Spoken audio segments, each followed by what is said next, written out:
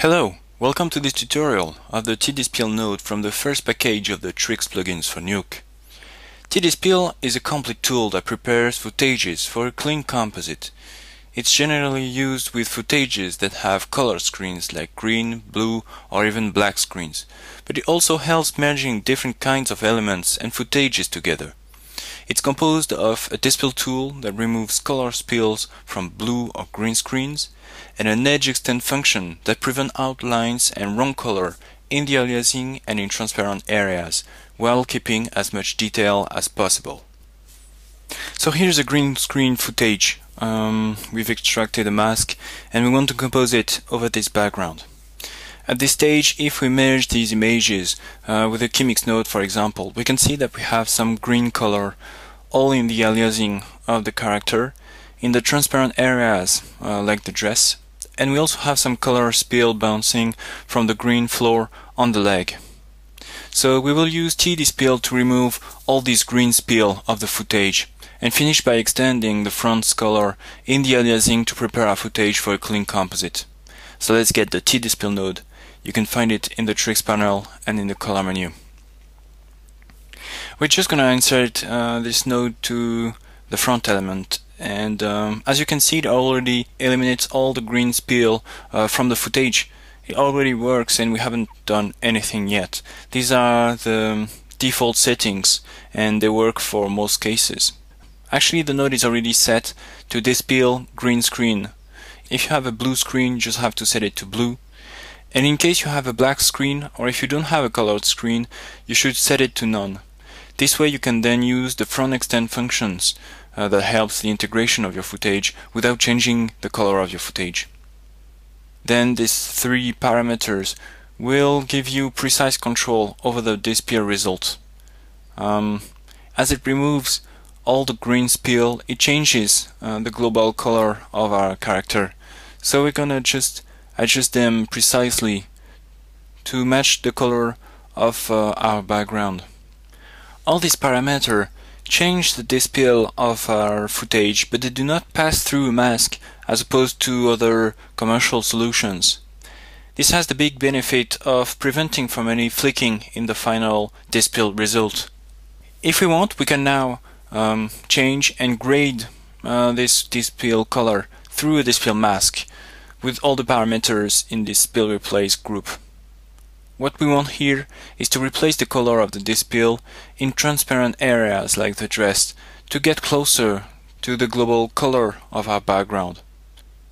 So we're gonna replace it with a plain color.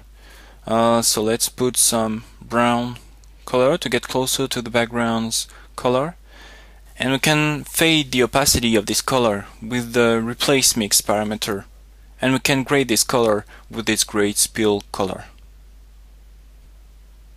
As I was saying, these operations of grading the dispel color are made through a dispel mask. So we can check this mask here, and we're gonna adjust it to limit the effect only to transparent areas of our footage.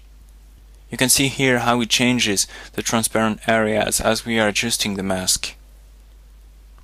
Now let's have a look. Without the TDSPL, we had all the green spill all over the front element. With the TDSPL node, we now have removed all the green spills from the aliasing, from the transparent dress, and the green spill of the leg.